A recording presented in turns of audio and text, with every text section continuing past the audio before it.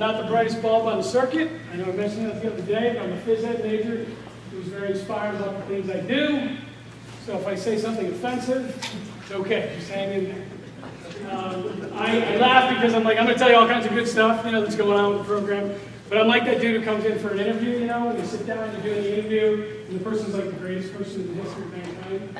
They don't say to you, like, I'm really moody on Monday mornings, I'm terrible with other people. You don't know that till later. So I joke around because here, when I start doing this, I'm talking about all kinds of things. And in some ways, I feel like I have an embarrassment of riches.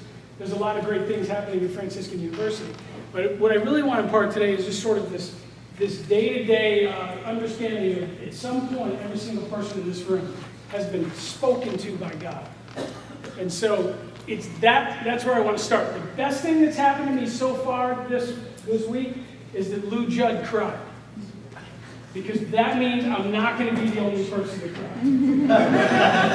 I'm a sap. I will cry. My daughter is here with her new husband. She lives here in Cincinnati.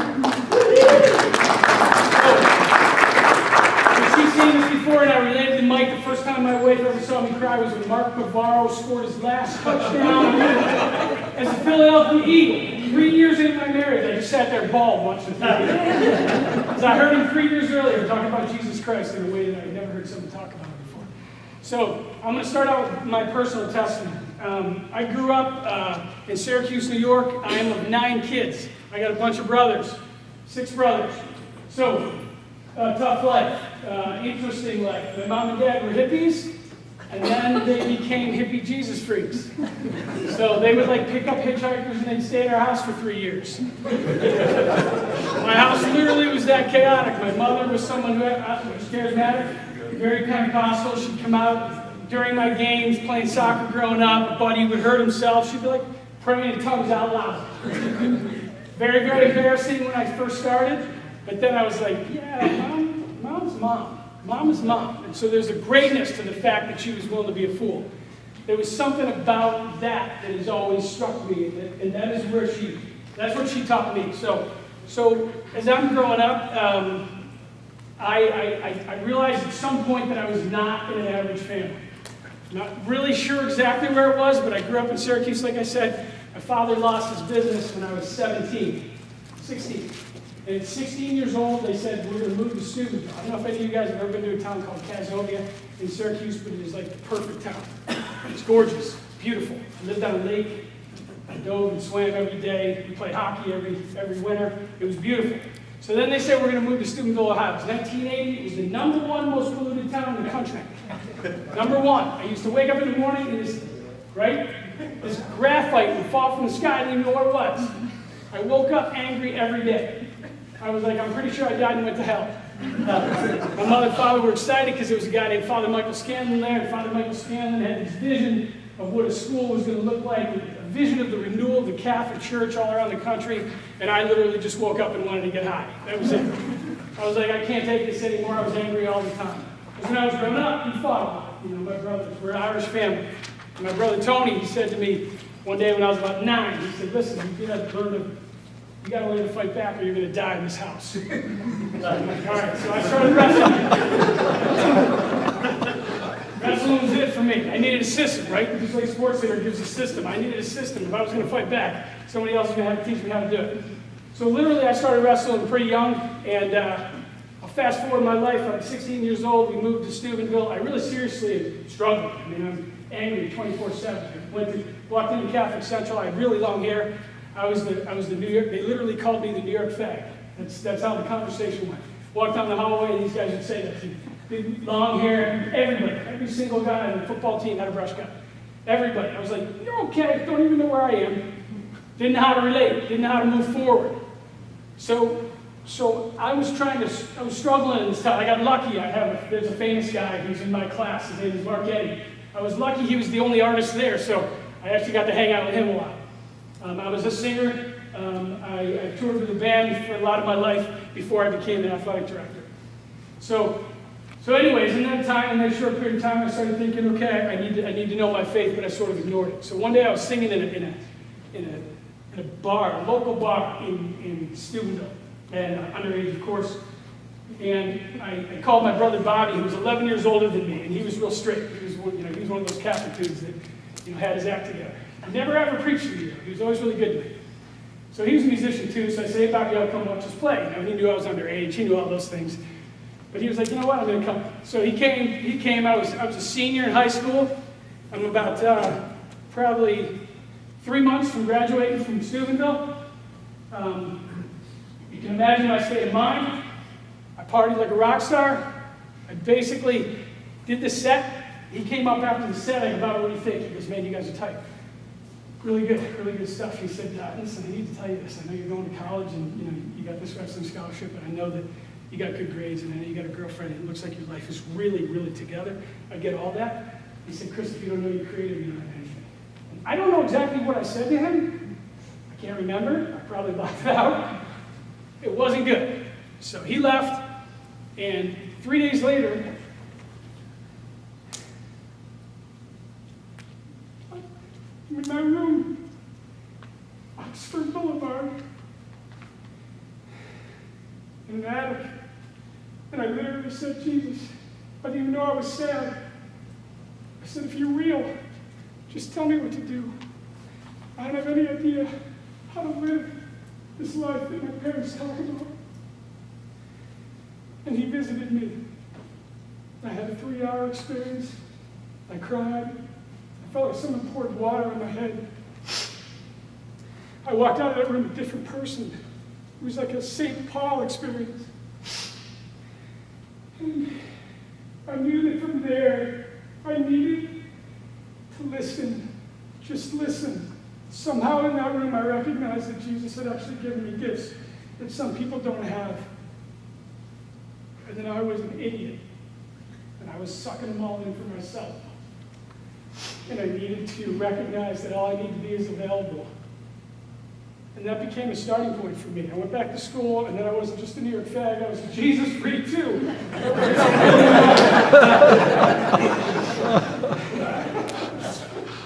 It was rough, tough time, definitely.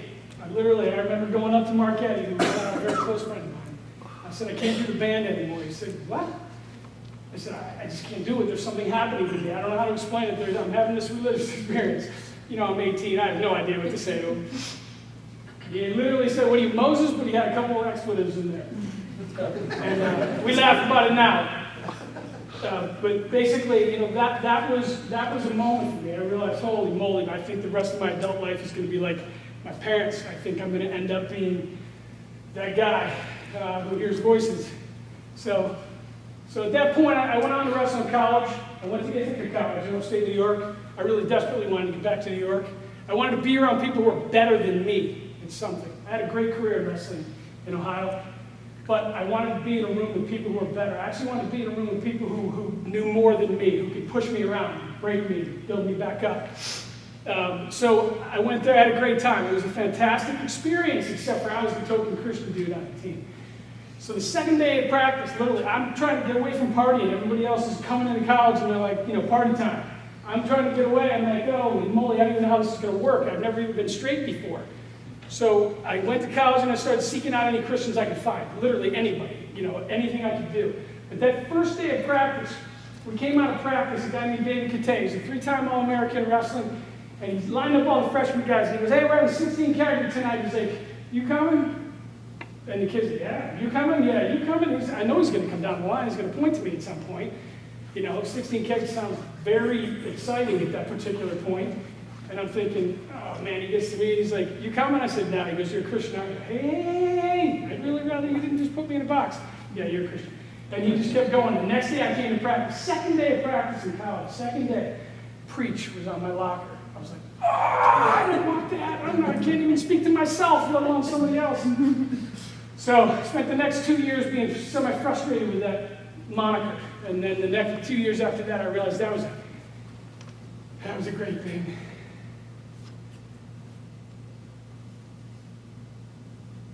It was a respectful thing. It meant a lot to me. It still does. I was not the best wrestler on that team. I wasn't even close. But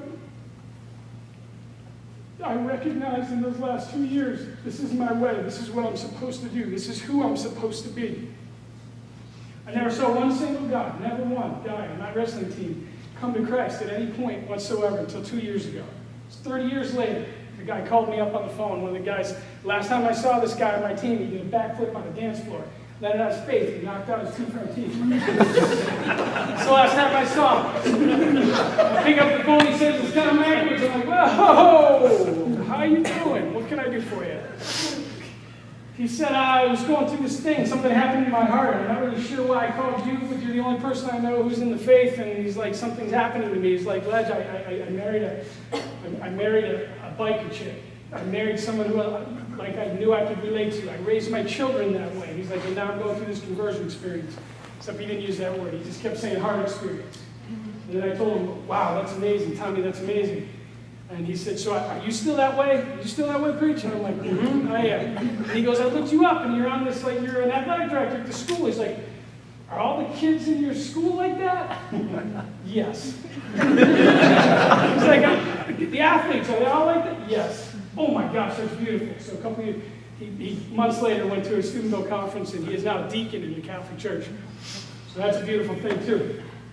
A lot of change and a lot of boldness. We talked so much about boldness this weekend, about stepping up. And I think the recognition that we're broken. You know, sometimes the reason I cry up here is because I know I'm not perfect. I'm like that dude in the interview who comes in, you know, and says, you know, I forgot to tell you that I'm kind of moody up Monday mornings and blah, blah, blah. So what I recognize more and more and more as I grow older is that, you know, what Archbishop said, life is messy.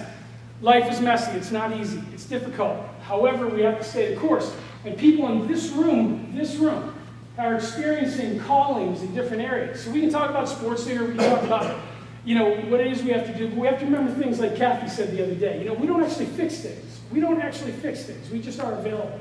Even Jesus Christ said, for him who has ears to hear, we're not jamming anything down anybody's throat. We're simply offering an opportunity. And so when I started getting older, I became a vice principal of a high school, Don High School in West Virginia. And while I was at that high school, my father called me one day. I was probably 3 years in, and he called, and my dad says about 2 deep things every decade. So he calls me up and he says, I had a dream. Uh-huh. It's like, I dreamt that you were the athletic director at Franciscan University. That's amazing. There's no sports at Franciscan University.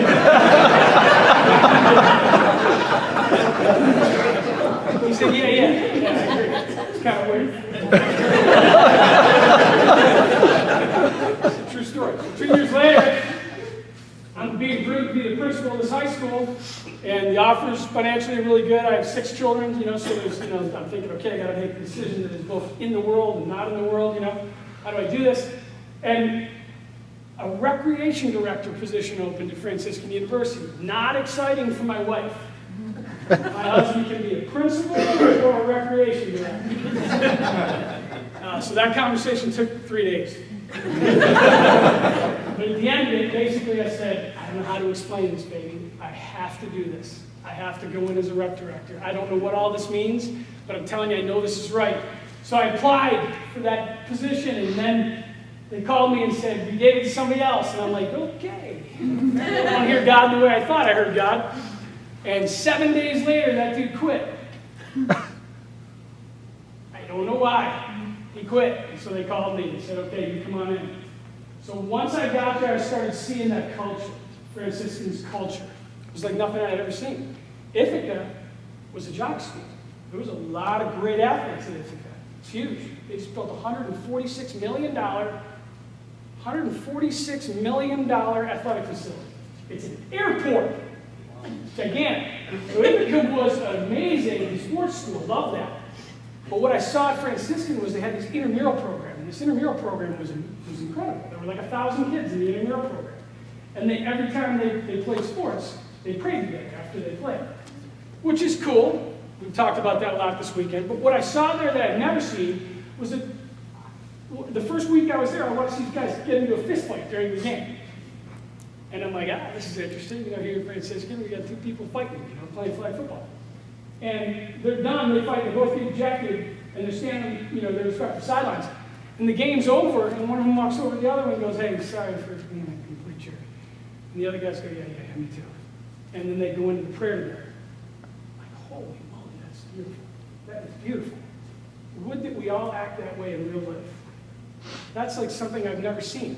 Can you imagine if these particular kids were out in the real world and they just function that way? So I just made my, vision at the time, because I felt like that's what God was saying to me. I felt like literally Field of Dreams. Who, raise your hand if you watch Field of Dreams.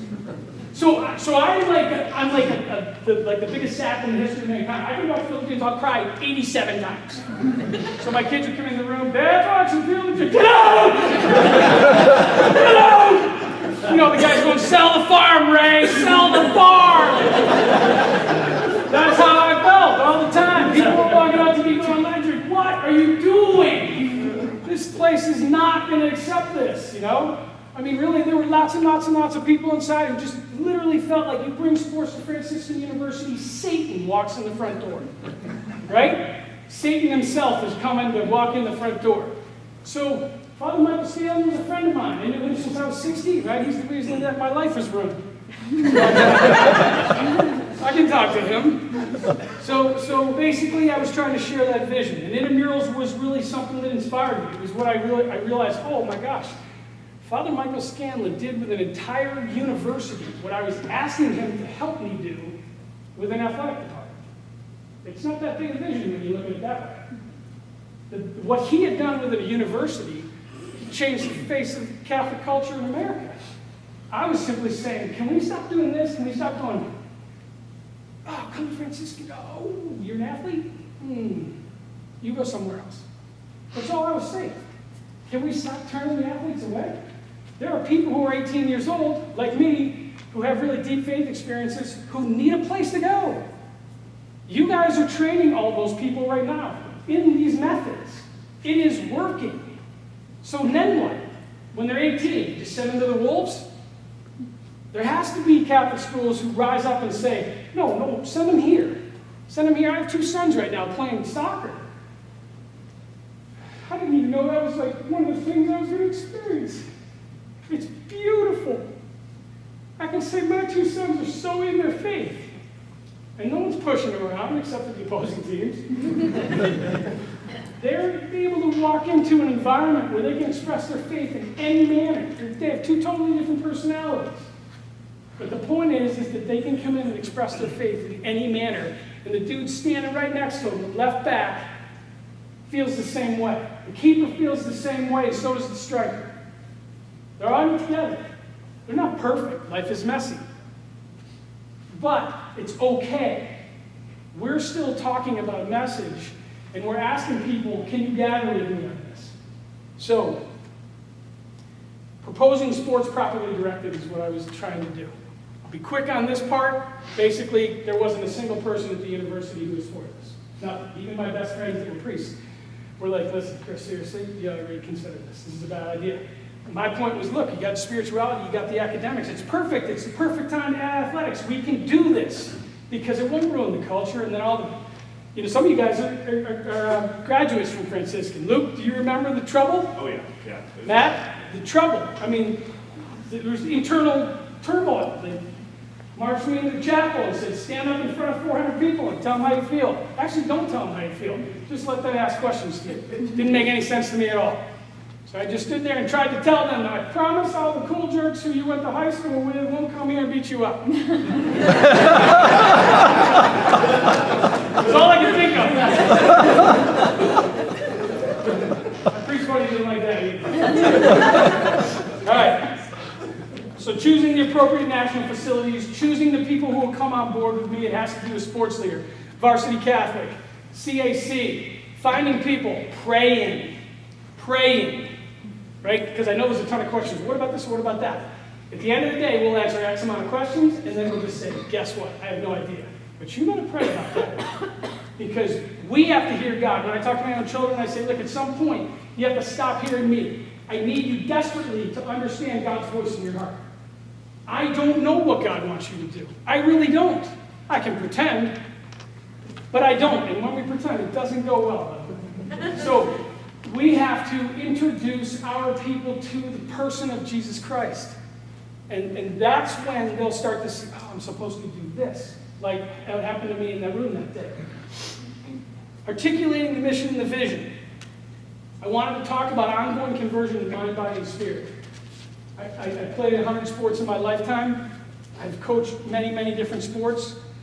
And at the end of the day, what I want to say to the coach is, Coach, it is about mind, body, and spirit. There is no disconnect. It's just like Mike was talking about. You want to say to coaches, if you don't believe that, change or change. Right? Don't come here. We want to surround ourselves with people. I have kids who come to Franciscan University who play sports. They expect that they can comfortably pray with their athletes. They expect that they can comfortably pray. One time I walked up on a field, a guy named Johan Marin was coaching. He's your friend, right?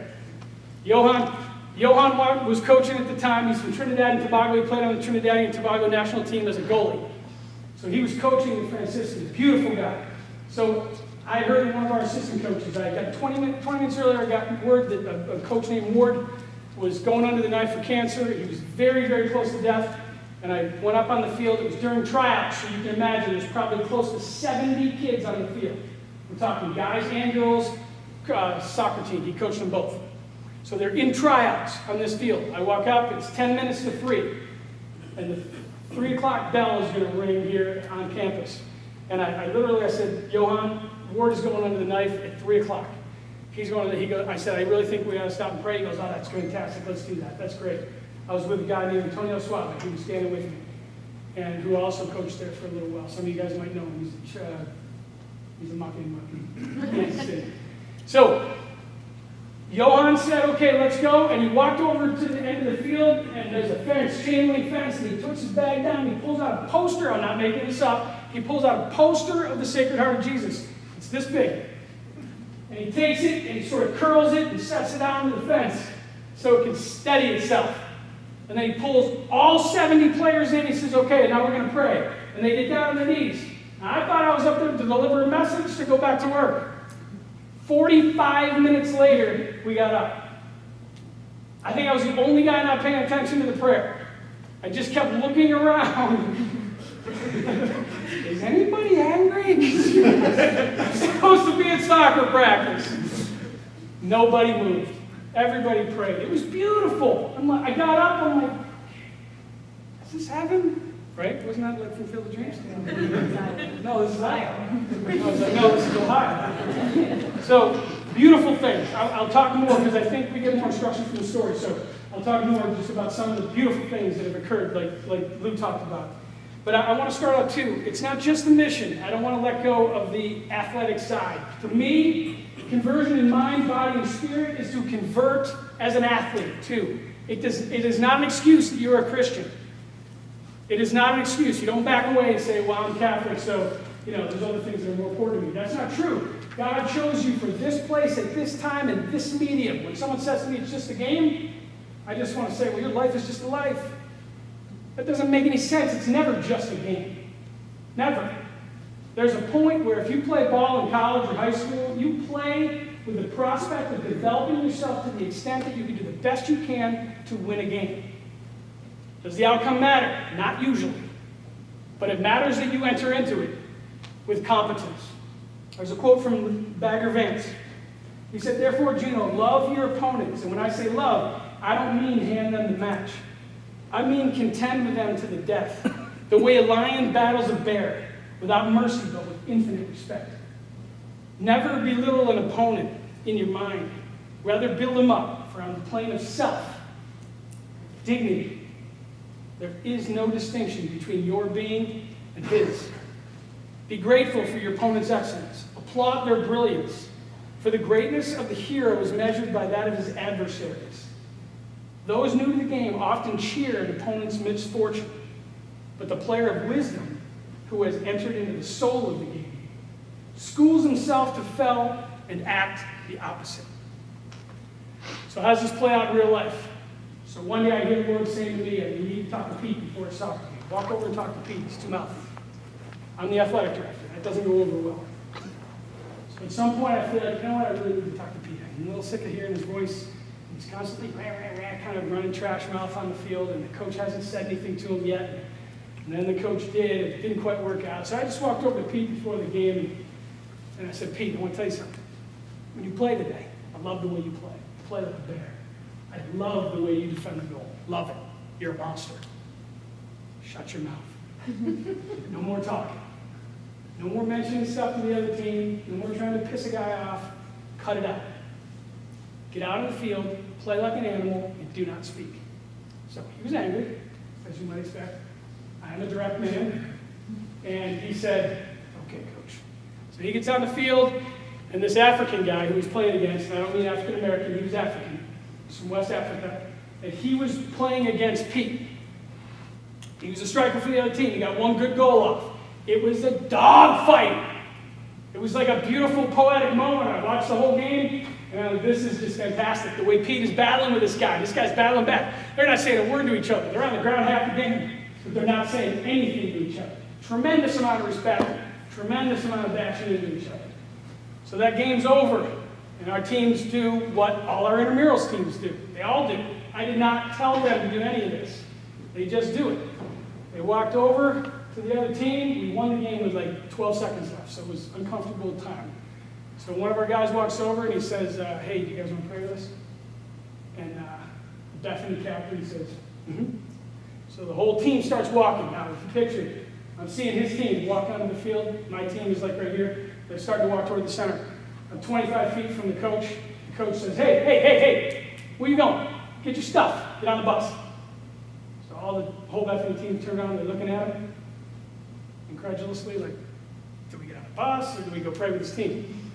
So they're not saying anything, I'm not saying anything. I start to smile when things like this happen because I sort of feel like this is why we love athletics, because it sort of sends you out into the real world. You get punched in the face, and then you come back like, oh, what just happened? And the coach needs to tell you what just happened. Our hero is not that popular. He hung on a cross. So life is going to be like this. It's not going to be that good when you stand up. It's just the way it works. So Pete, or this guy says it again. So he didn't say stuff. And he says it one more time. He said, get your stuff. Get on the bus. I'm like, this is fascinating. The whole team comes walking to the coach, except who? The African dude. He's looking at the team. He's looking at his coach. He's looking at the team. He's looking at his coach. He goes, Coach, I'm praying. And he turns around and walks into the circle. And I hear one of our guys say, hey, man, welcome to the family. And they pray together with him. I see Pete start walking toward me. He's like, you don't have to say anything. I get it. If he had spoken one word to that dude, he wouldn't have come to the prayer. He wouldn't have come to the prayer. He just wouldn't have come. We lost the game, won 6-0 in Buffalo. 6-0. Everything that went wrong. They scored 3 times on a header. For those of you who don't know soccer, that's like getting beat in football badly. So he ends up literally coming over, and the whole team after the game, they were kind of surprised that we kept fighting so hard. And all of a sudden, there's nothing that we did, except for the way those boys played.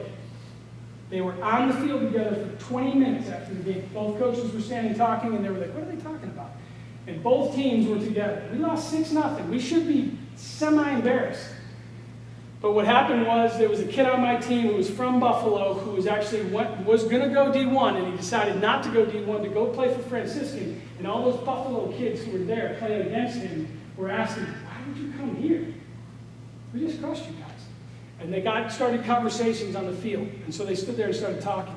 And one of those guys walked off the field, and he said to his coach, who was a Christian, the Buffalo coach was a Christian. He said, Coach, you know that guy you've been talking to me about? He goes, yeah. He said, I just met him today, and those Steubenville boys. And he had a conversion experience right there on the field. He plays professional soccer now, right there on the field. Do we all expect Jesus to show up? We should. Because it's not just a game. It's the medium by which he chose for us to bring light to the world. So when John Paul II started talking a great deal about, will someone in America please do this well? Athletics are a mess. Somebody do something. That is what I brought to Franciscan University. What I brought in there was his opinion. I started out with my opinion. It did not go well. They would just pat me on the head and go, "You're so cute and motivated."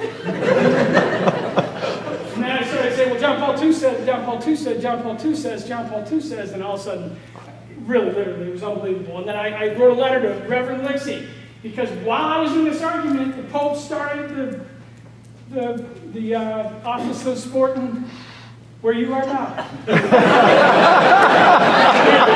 already told you. Sorry, Dr. Santiago, I'm a little slow as a general rule. But Reverend Lixie wrote a letter. He did. He wrote a letter, having never met me. He just said, "Yeah, you guys are in a unique position to add athletics." And so when I went to talk to the trustees, it was in their packet, you know. "Oh, by the way, there's a letter here from a guy from the Vatican who thinks Franciscan University specifically should start sports." So these things happened. They were beautiful, but they were not without a battle. I know that when you walk out of here, I know, we already know it, you're going to fight. You're going to fight, it's going to hurt, you're going to be pained, and you're going to need to pray for people to show up. When I started hiring coaches, I literally, once the yes was okay, you can go ahead and have, we can go ahead and have athletics. I went to see Father Terry, who was the president at the time.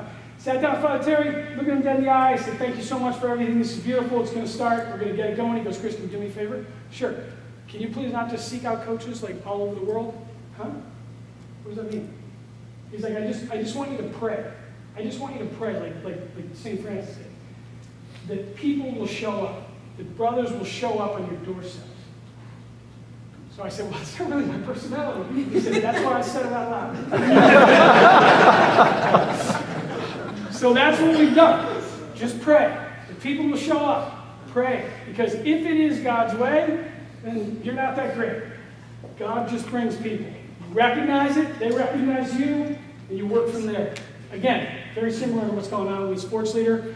And Paul Passafiun is on my board at Franciscan University because of what he's done here. And Joe and Lou, what they have done in sports leader has been a godsend for me.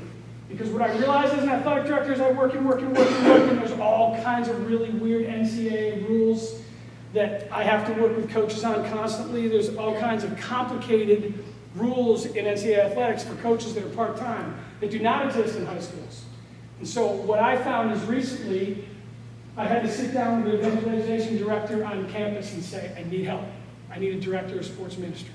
I need to present what we're doing here to my organization. I need a dotted line.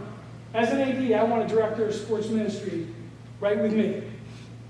I can't continue to do this. It's too big now. There's 16 sports, there's 57 coaches. It's a big organization. It's very national, and now I can't do both."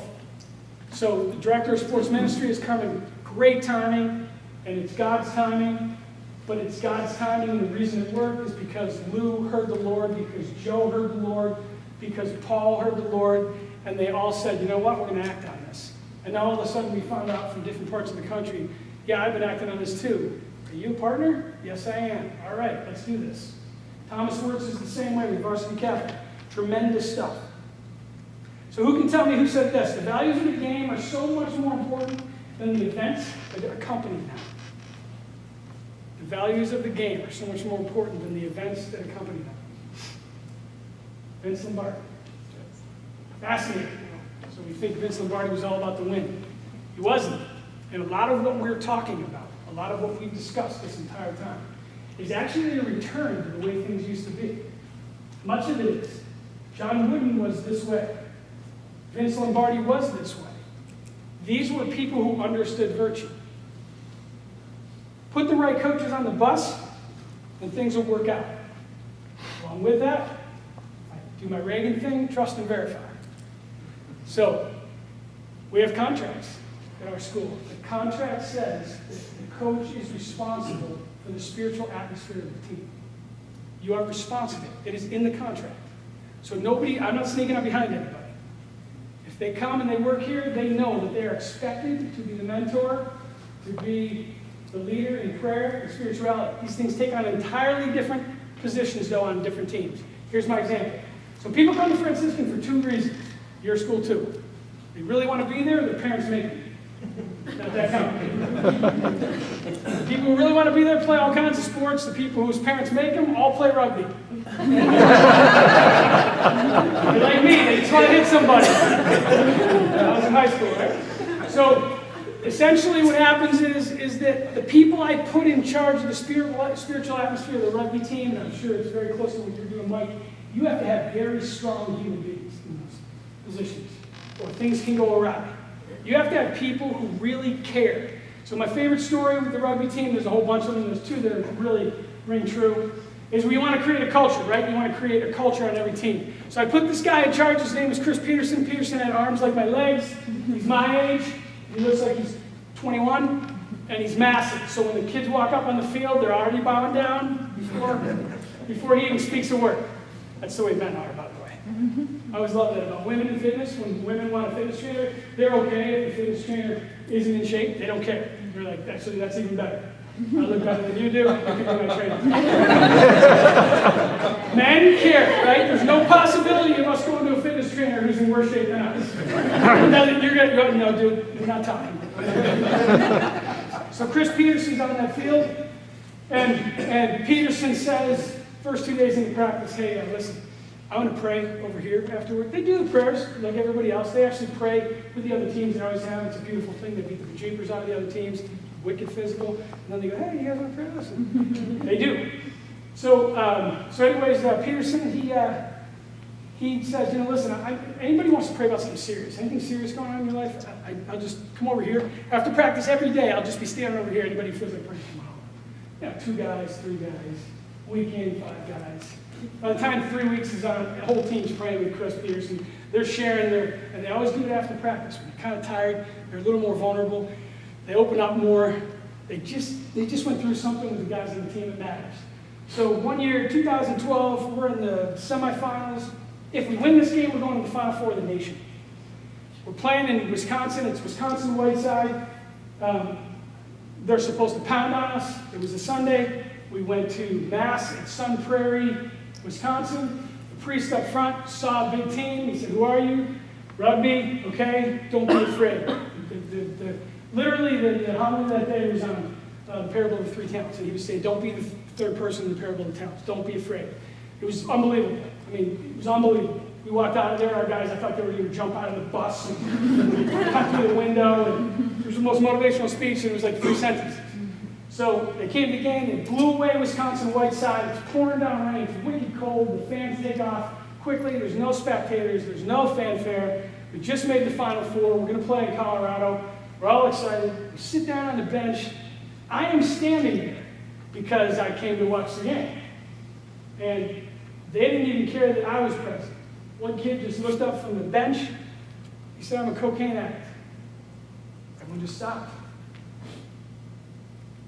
He goes, you're I'm a cocaine addict. Guy 4 feet from him says, me too. I'm a cocaine addict. The team prays over them while I'm right there.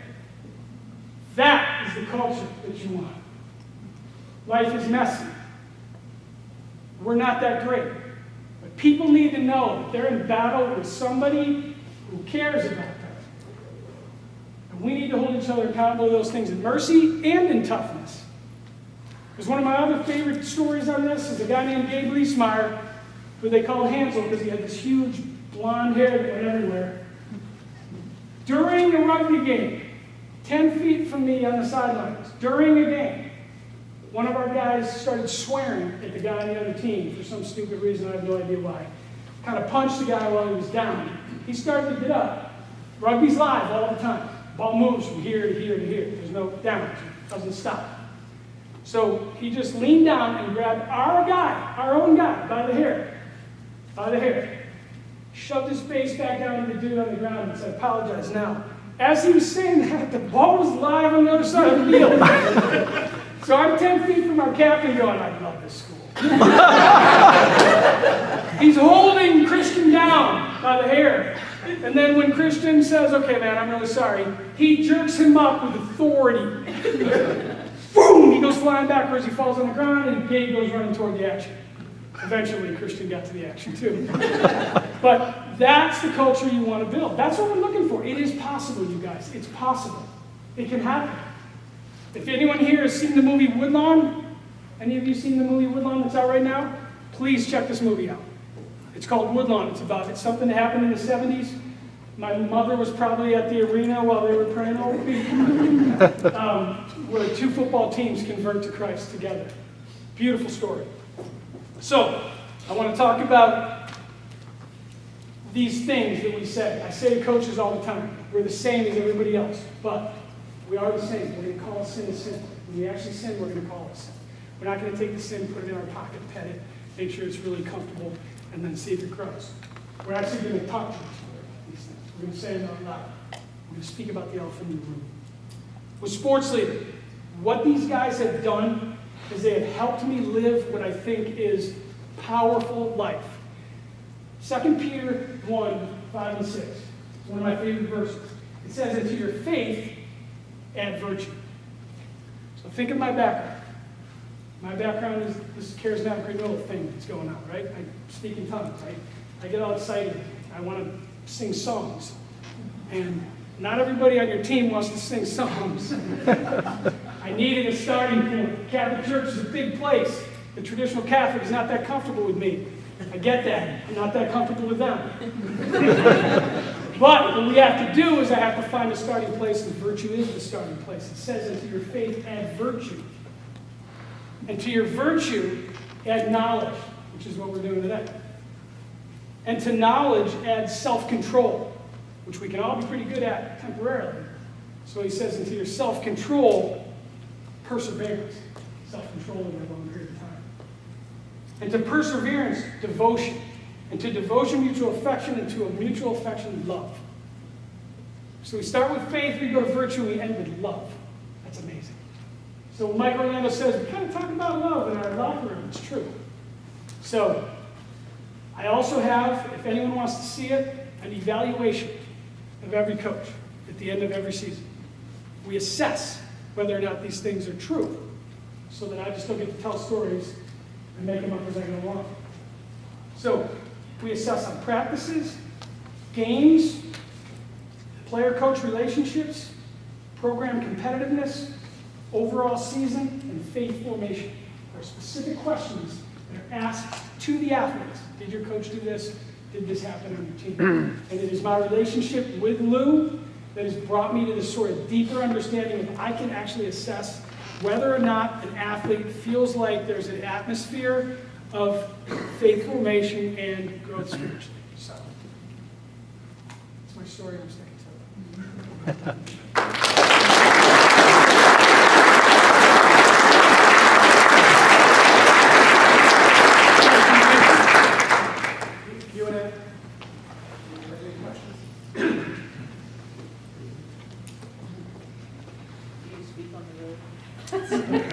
No, I don't, but I will. Okay. Yes. Do you have access to that the coaching evaluation as an athletic director at a high school? I'd love to be able to see like how you do your coaching evaluation. No, you can email me and I'll send it to you. You give us your email. Yes, my email is Ledyard, Ledyard, @franciscan.edu. Ledyard@franciscan.edu. As you were planning on setting up the athletic program there, did you ever feel like this wasn't going to happen? Yes. Yes, I was just telling my daughter last night. There was one point where I was finished. I realized my president came to me and he said, listen, just so you know, there's absolutely no way that any of the trustees are going to go with you. There's 13 trustees. All 13 have told me in a pre-question over their dead body, will there be sports at Franciscan? Father Michael didn't want it. This is wrong. It's not going to happen. So that day, I went home and I said, I can't do this anymore. I told my wife, I'm done. I cannot do this anymore. It is absolutely impossible for me to get past this kind of small-mindedness. I can't get through it. Maybe we'll do boom and boom and boom. I'm not going to be doing this. I'm sorry. I'm really sorry. The next morning, I was actually going to a year anniversary of my brother, Mike. His son had died. And it was a year anniversary. So the next morning for Mass, I was getting up real early, going to Mass with my brother, Mike.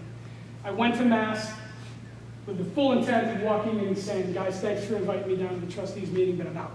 And no one at the university would have been sad. It was, even my president at the time was like, you know, valiant try there, brother. So I went to that mass, turned around to kiss a piece, and there was a guy behind me. His name is Danny Brown. You know who he is? He had all of Jerry Rice's receiving records in the NFL before. He was sitting behind me. He lives in New Orleans. I had met him once, and he asked me, "Hey, you consider bringing?" He's from Steubenville. He actually grew up in Steubenville. So he's sitting behind me, so the mass is over, and he's an old school tough guy coach. I know for a fact that he's going to say something to me about something that's going to shake me up. So I'm like, all right, I'm leaving. I got to get out of here. So I really did not know him. I had only met him once. Anyways, I turn around, see him there. I get up. I said to Lisa, "Hey, Lisa, I'm getting off the car. I can't talk to him. It's too heavy a day. I'm going to go to the car as quickly as I can." So anyway, I tried to get to the car in time. As I was going to the car, I hear Danny, "Danny, hi, what? What are you doing? What are you doing?" I'm like, turn around. He's like, "You gonna talk to me or what?" Yeah, I gotta go to work. He's like, "Yeah, so what's happening? Nothing? Things are good? How's the NCAA stuff going? You going into those guys?" Yeah, that's not going well. What do you mean it's not going well? Yeah, it's not gonna work. What do you mean it's not gonna work? Remember, I don't know this guy, except I know that he's an old school coach. And he grabs me on the front of the shirt. True story. I mean, I was nuts. I was walking into Father saying, "I can't do it." He starts shaking me around. That's not what we do. Who's we? We don't quit. That's not what we do. You guys picture your old coaches. That's David. He's yelling at me. He's angry. He's like, "You can't quit. Athletes don't quit." I'm like literally really close to tears. I'm like, "Dan, seriously, come on. I get in the car. The first thing my wife says is, "Did you start a fight with that guy?"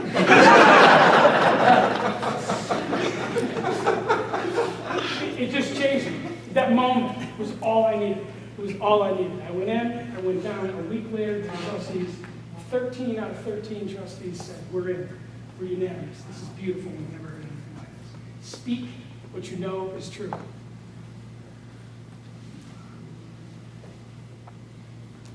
I'm always this crazy, by the way. Not an easy guy to live with. Yes? Chris, do you have, I'm not parish level, so I don't really have too much to do with this, but I'm curious for people, you got to bring in all the coaches, right? What suggestions did you make to people who already have a coaching staff, kind of working with them, getting them to this vision you got to work with? Yes. I would really seriously go to Mike's comment, change or change. You present a vision as a leader. You have to present that vision like, "Look, I really do recognize that some of you are not going to want to do this. I actually recognize that. And it's America, which means you have the freedom to leave." And I mean that sincerely.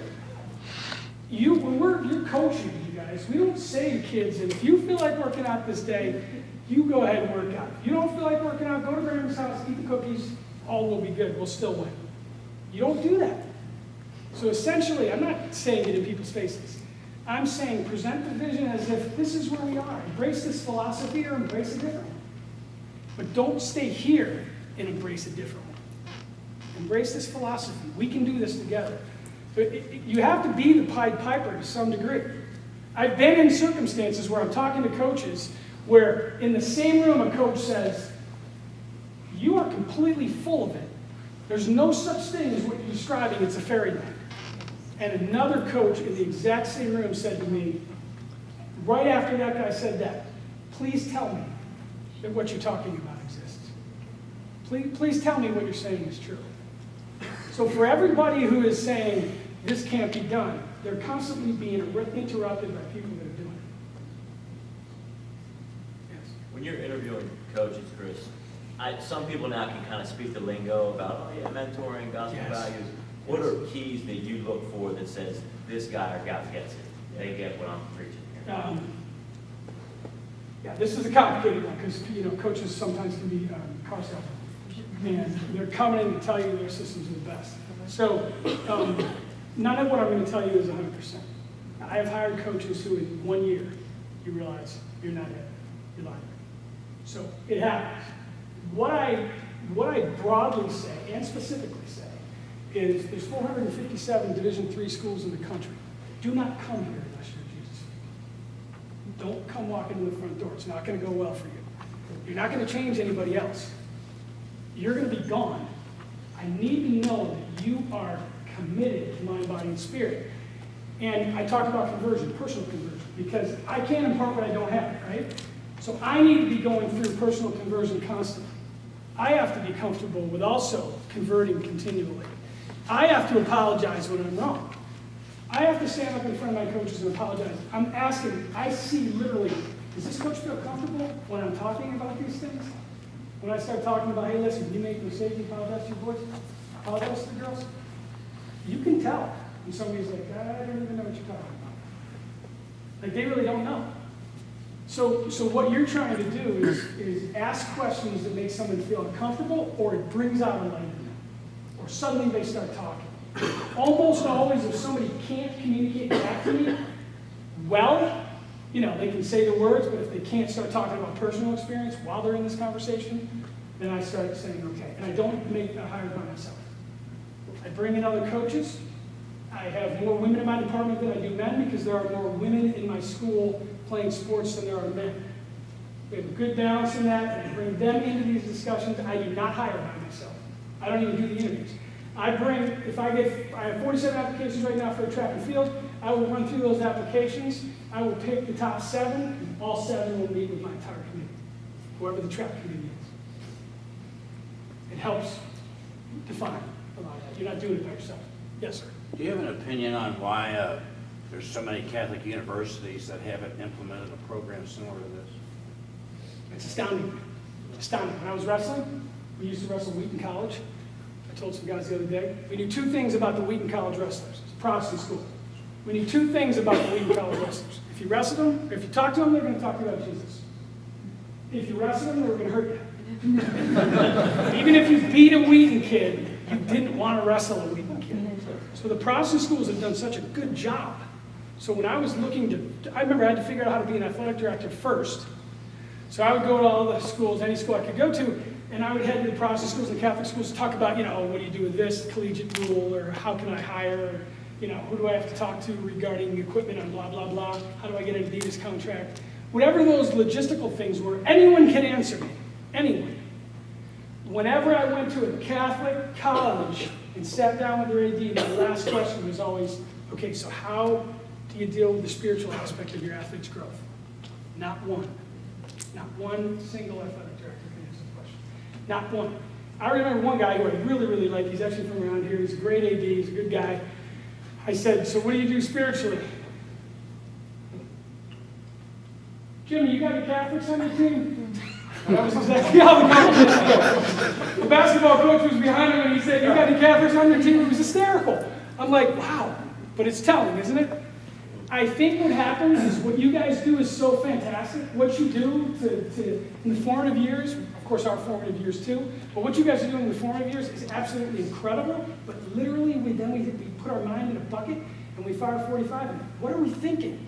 Not sending our kids at 18 years old to some place that isn't going to drag them into the sewer. We need to create these atmospheres.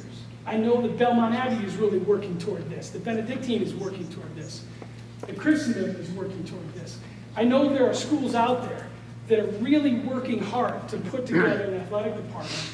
Ave Maria is working toward this. But it takes tremendous intention. It takes tools like this. The AD is not the most brilliant guy in the room.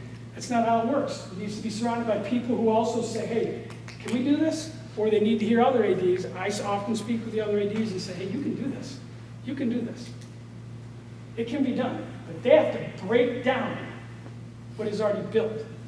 In my case, I didn't have to break anything down. I had to fight through the individuals who were actually on campus. But I didn't have to break anything. I didn't have to fire anybody. There was nothing there. So from day one, it was, let's do this and let's do it well. I don't really have an opinion as to why.